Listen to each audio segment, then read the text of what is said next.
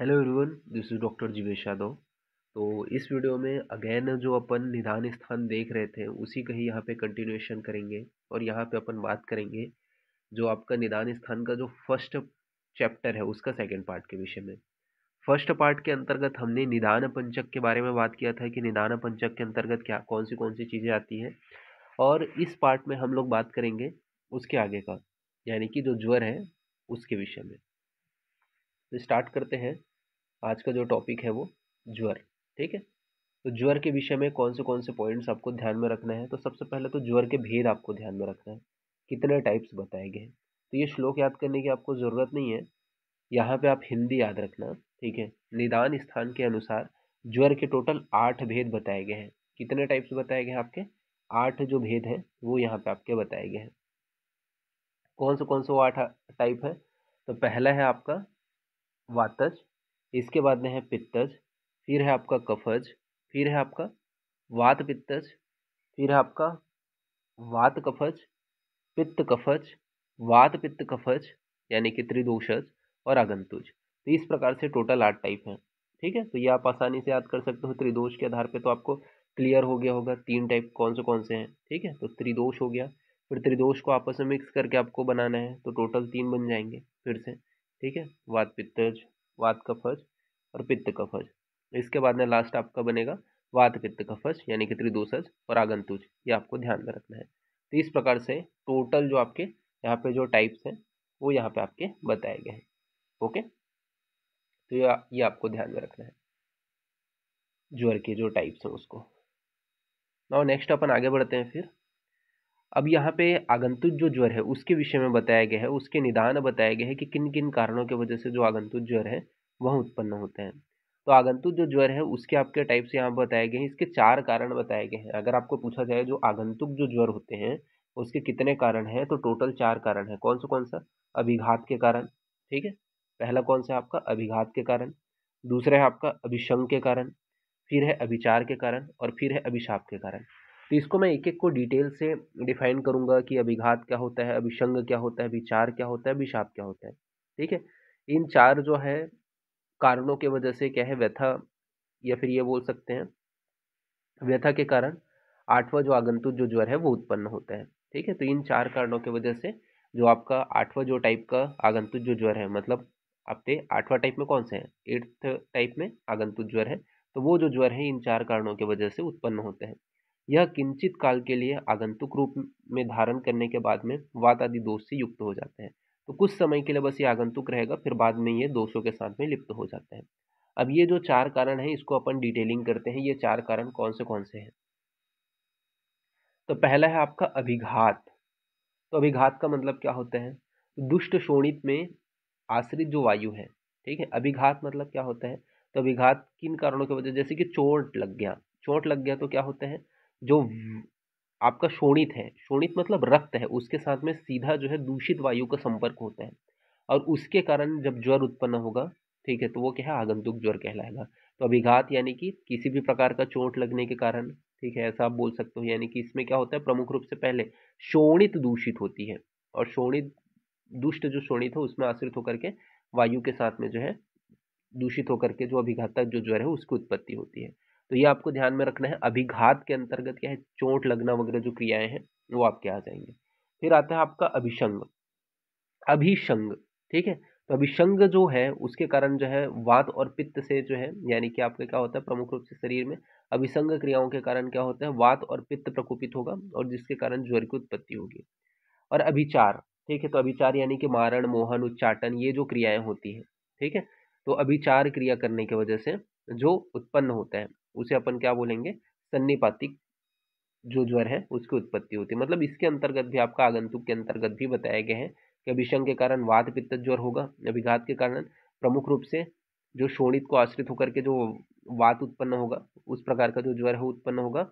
और अभिशाप के कारण यानी कि देवी देवताओं का आपने अपमान कर दिया, ठीक है, और उनके अभिशाप के कारण जो ज्वर उत्पन्न होगा वो आपका क्या है? सन्निपातिक ज्वर के अंतर्गत आएगा। ठीक है, मतलब उनके कारण जो ज्वर उत्पन्न होगा वो भी आगंतुक ही है और आगंतुक के अंदर सब टाइप में आपका सन्निपातिक आता है। जी, इसके बारे में डिटेलिंग आप किसके अंतर्गत पढ़े होंगे? तो जिसके बारे में डिटेलिंग आप लोग रोग निदान के अंतर्गत पढ़े होंगे। ठीक है, क्लियर हुआ? फिर ज्वर के विभिन्न प्रकार के विषय हम बात करते हैं। तो कितने प्रकार यहाँ पे आपके बताए गए हैं। तो ज्वर के विभिन्न प्रकार के विषय हम बात करते हैं।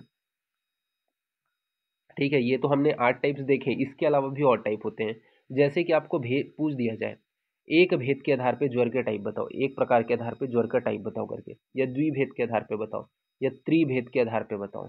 ठीक है, या फिर आपको चतुर्भेद के आधार पे बताओ, या सप्तभेद के आधार पे बताओ, ऐसा करके भी पूछा जाता है। ठीक है, तो ये चीज़ को याद रखना, ये एमसीक्यू में इससे क्वेश्चन बनने के चांसेस ज़्यादा रहते हैं।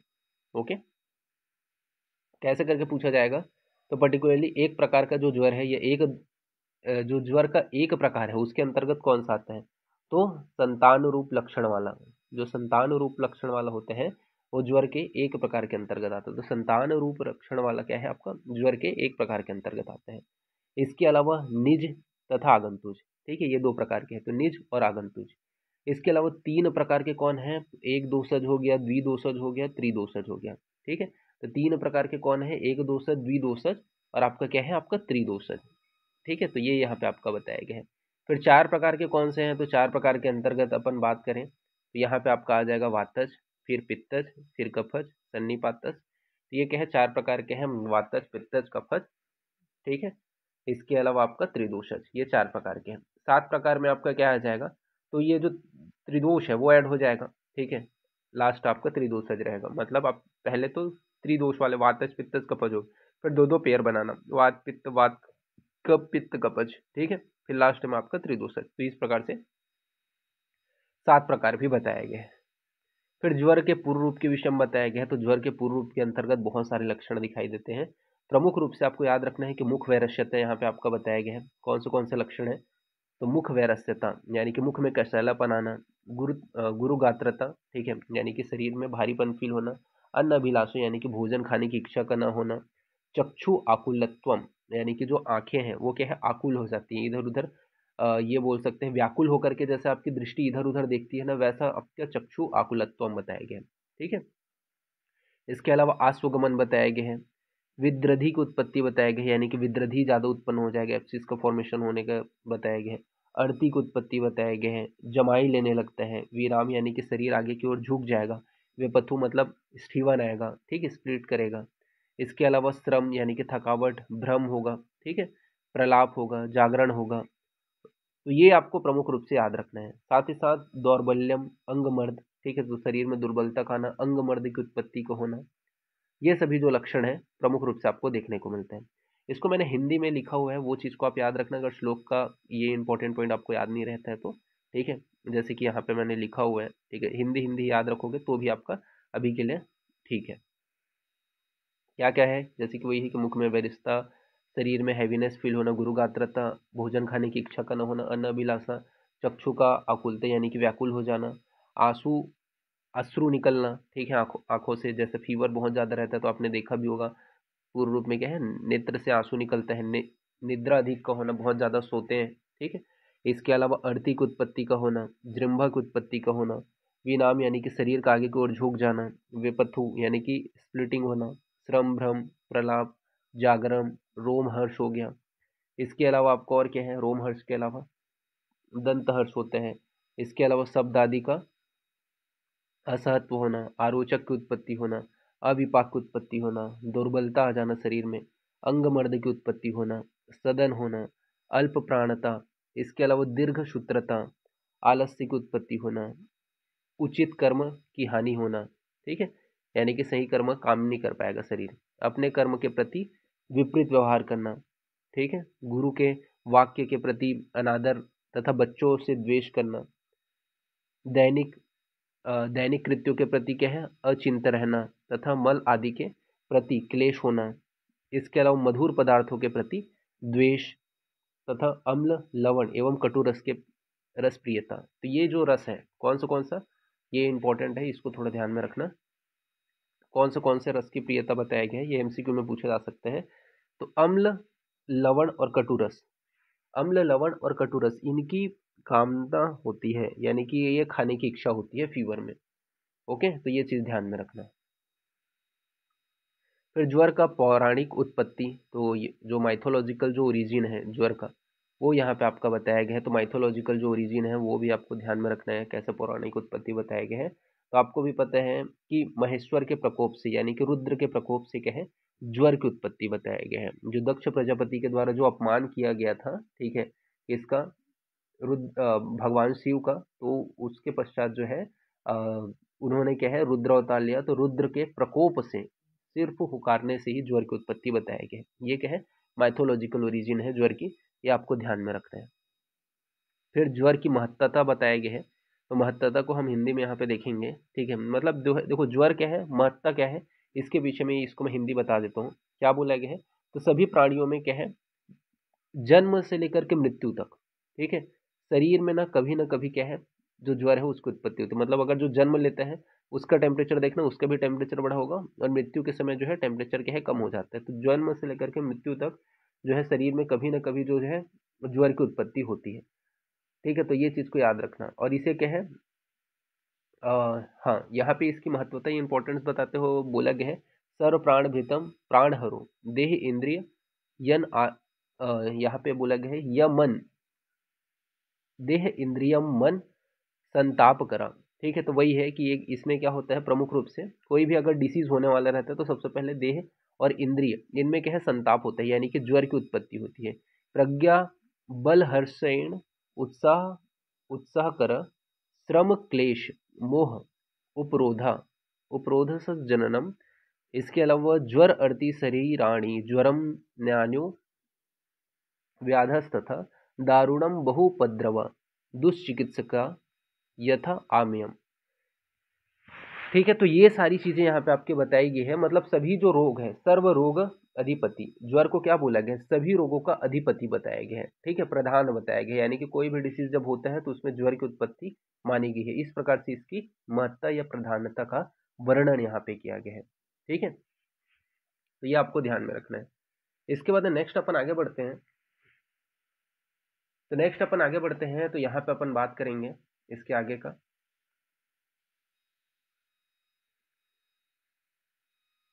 तो नेक्स्ट है आपका ज्वर की चिकित्सा सूत्र बताया गया है, ठीक है। तो यहाँ पे इसका जो पासवर्ड रहेगा ना, वो आपका क्या रहेगा, ज्वर ही रहेगा। इस पीडीएफ का जो पासवर्ड है वो क्या रहेगा, ज्वर ही, ठीक है। आपको ज्वर टाइप करना है तो ये पीडीएफ आपको ओपन हो जाएगा। तो चिकित्सा सूत्र जिन लोग बच्चे याद करना चाहते हैं वो याद कर सकते हो, अदरवाइज आपको जब आप फाइनल ईयर में पहुंच जाओगे, ठीक है, तो आपको चिकित्सा स्थान के अंतर्गत जो आपको मिलेगा, ठीक है, वो आपको याद रखना पड़ेगा।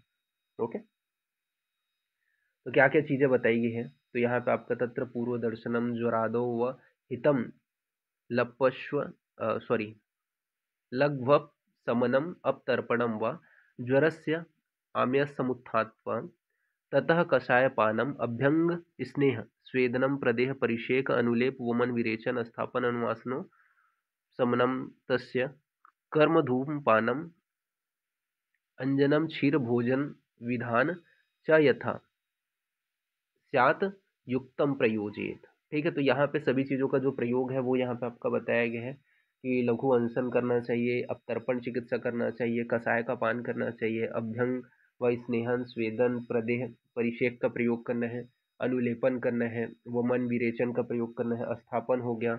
इसके अलावा आपका अनुवासन हो गया, उपशमन हो गया, नस्य कर्म हो गया, धूपन हो गया, धूमपान हो गया, अंजन हो गया, क्षीर जो भोजन है, इन सभी चीज़ों का प्रयोग करने के विषय यहाँ पे बताया गया है। तो ये आपको ध्यान में रखना है। ओके, तो इसका हिंदी ही याद रखना, ठीक है, श्लोक इसका मत याद करना। फिर जीर्ण जो ज्वर है उसमें घृत का प्रयोग, मतलब जब ज्वर जो है बहुत ज़्यादा पुराना हो जाता है तो उसमें घृत का प्रयोग किस प्रकार से करते हैं वो यहाँ पे आपका बताया गया है कि जो जीर्ण ज्वर होता है उसमें स्नेह द्वारा वात का शमन किया जाता है तथा संस्कार के द्वारा कफ का शमन किया जाता है। इसके अलावा शैत जो आपका शैत्य द्वारा पित्त और उष्मा का शमन किया जाता है। तो ये चीज़ याद रखना, जीर्ण ज्वर में स्नेह का प्रयोग करके, स्नेह का प्रयोग करके किसका शमन किया जाता है, इससे एमसीक्यू बन सकता है, ठीक है, पीजी में पूछा जाता है। तो वात का शमन किया जाता है। तो स्नेह का प्रयोग करके जीर्ण ज्वर में किसका शमन किया जाता है, वात का शमन किया जाता है। संस्कार के द्वारा किसका शमन किया जाता है, कफ का शमन किया जाता है। और शल्य जो क्रिया है, ठीक है, सॉरी शैत्य क्रिया है, इसको सुधार लेना, उसके द्वारा क्या है, पित्त और उष्मा का शमन किया जाता है। तो ये यहाँ पे आपका बताया गया है। इसके बाद में घृत का महात्म्य, घृत की जो महानता है उसका जो वर्णन है वो यहाँ पे आपका किया गया है, ठीक है। क्या बोला गया है, स्नेह द्वास सम्यति शैत्या पित्तम नियश्यति घृतं तुल्यं गुणं दोष संस्कारस्तु जायते कफम नान्यम स्नेहस्तस्य कश्चित संस्कार अनुवर्तने यथा सर्पी सर्पी सर्व स्नेह उत्तमम। ठीक है, तो यहाँ पे आपका घृत की महत्वता को बताया गया है कि जो जीर्ण ज्वर होता है उसमें क्या है, स्नेह सर्व उत्तम बताया गया है। ठीक है, क्योंकि आपको पढ़े हो गए अभी, अब हम इतने चैप्टर्स पढ़ चुके हैं, 13वें चैप्टर के अंतर्गत, सॉरी स्नेहन अध्याय के अंतर्गत भी हमने देखा था कि सर्व से सभी स्नेहों में उत्तम कौन सी है, घर सर्पी है। अब सर्पी क्या करती है, इसमें शैत्यता गुण होने के कारण ये पित्त का समन करेगी। ठीक है, तो आपने देखा था शैत्यता गुण होने के कारण क्या है, पित्त का समन की। संस्कार करने के कारण किसका समन करती है, क्योंकि ये आसानी से इसका दोषों के मतलब अपन आसानी से घृत का संस्कार कर सकते हैं, इस वजह से कफ का शमन करती है। ठीक है, इसके अलावा आपका क्या बताया गया है, ये जो है स्नेहन करने के कारण वात का समन करती है। ठीक है, तो घृत है, स्नेहन करने के कारण वात का समन करती है, तो त्रिदोष का समन करता है। इस वजह से जो सभी स्नेह उसमें उत्तम बताया गया है इसको, आपका घृत को। ठीक है, तथा इसका प्रयोग करने के विषय में बताया गया है। तो इस प्रकार से ये जो चैप्टर है यहाँ पे आपका फिनिश होता है। ठीक है, नेक्स्ट क्लास में इसके आगे का अपन देखेंगे। ओके, तो अभी के लिए इतना ही। Thank you.